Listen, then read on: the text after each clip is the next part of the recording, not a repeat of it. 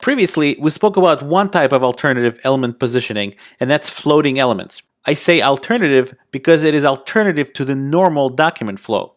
In this lecture, we're going to speak about a couple of more positioning schemes, and that's relative and absolute. These positioning schemes allow you to specify precise offsets to move the target element to a different part of the page or region. First, let's talk about static positioning. Static positioning is basically a different way of saying normal document flow. It is actually a default setting for all elements except HTML. And if you try to apply positioning offsets on elements whose position property is set to static, the offsets are just ignored. A different type of positioning scheme is called relative positioning. When you apply position relative on an element, the element is positioned relative to its position in the normal document flow. In other words, if you were to apply offsets on that element, they will be offset from the original normal document flow position of that element. So the positioning CSS offset properties are top, bottom, left, and right. So when you position an element as relative, you're basically creating like an anchor for the offset. So the element's top, bottom, left, and right edges become the boundaries from which you offset the element. The important thing to know about relative positioning is that the element that is set to relative positioning is not taken out of normal document flow. In fact, even if it's moved by using the offsets, its original spot is preserved. So as far as the rest of the HTML elements and the rest of the HTML page is concerned, that element is still sitting in its original spot, even though visually it's offset somewhere else. So let's give a quick visual example. So here's the paragraph, and it's basically represented by this orange box. As soon as we set position relative on the element, its edges become almost like an anchor for future offsets. Now when we apply the offsets, the element moves relatively to its original position in the normal document flow. So in this case, it's moving top 50 pixels and left 50 pixels. Now these values might be a little bit confusing since we're saying left 50 pixels, but yet we're moving the element to the right. So the way you could think about these offsets is really not top or left, but more like from the top and from left. So if you take from left 50 pixels, you move 50 pixels to the right, and you take from top 50 pixels, you're really moving 50 pixels from the top. Also note that nothing really changed about the document other than this element moving. The original space for that element still remains, and the originally laid out elements around that element still remain exactly the same because they think the element is still sitting in its original spot. You can also use negative values for these offsets, and which one you use, bottom right or top left, it's really more of a convenience for you depending on the use case you're trying to code to. So in this example, we achieved the same result by using negative bottom right values as we did by using positive top and left values.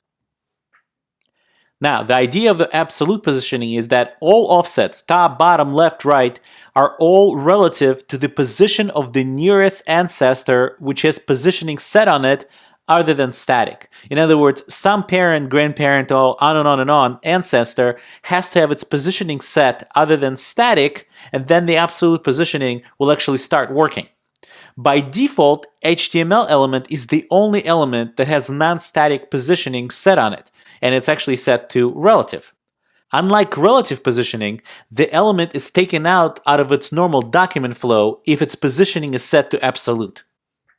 Let's say we have this gray box and it's some kind of a container element and its position is set to relative. And then we have this box number 1, that's the one we're going to target, and some kind of a box number 2, some other element that's number 2. So if we set the position absolute on number 1, what's going to happen is it's going to be first of all taken out of its normal document flow, and it's going to remain in the place where it was without any other offsets.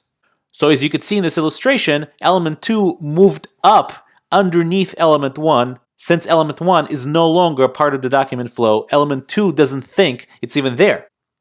Now, if we do some offsets, and in this case we're doing bottom right offsets, we're going to be relative to our container element since that container element's position is set to relative.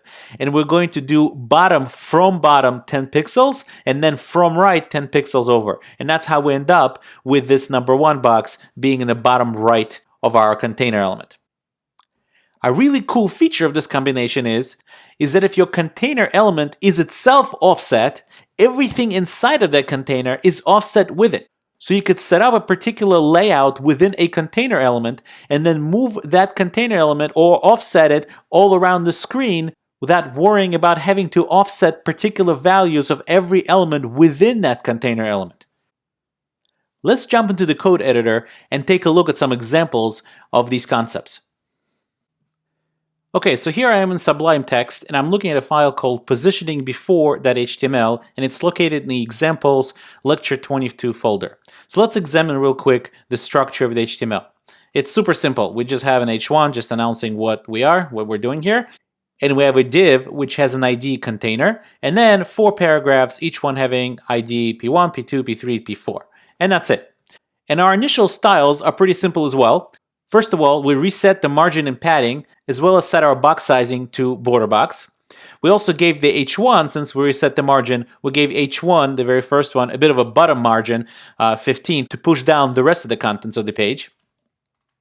We gave our div container that familiar light bluish color, and every paragraph tag is 50 pixels by 50 pixels, and it has a border, black border of 1 pixel, and also has a margin bottom of 15 pixels, every single one of them. And every single one of them has just a different color, just to differentiate which one we're looking at. So let's go ahead and take a look at what this looks like in the browser. So as you can see, here's our 4 paragraph boxes, and they're sitting inside this light bluish container, this div container. So the first thing we're going to do is we're going to work on this first box right here. And what we will do is we will set its position to relative. And when we do that, save and refresh, we see nothing really happen. Well, actually what's going on here is now we've set an anchor. So now all offsets of this element are going to be relative to its normal document flow position, which still remains right here. Let's go ahead and give it some offsets to simulate it going basically down to the second row. We'll give it top 65, so it's from the top 65 pixels down, and then from the left, 65 pixels from the left. And we'll refresh the page. And here we go. So we move this element from here to here, and as you could see, this element is not taken out of document flow because the rest of the elements are still sitting in their original spots, and this space is still completely unoccupied. Well, the truth of the matter is the browser is thinking it's actually occupied by this element, which we just moved over here. So that's the basic rundown of your relative positioning. And next, we're going to go over an example of absolute positioning.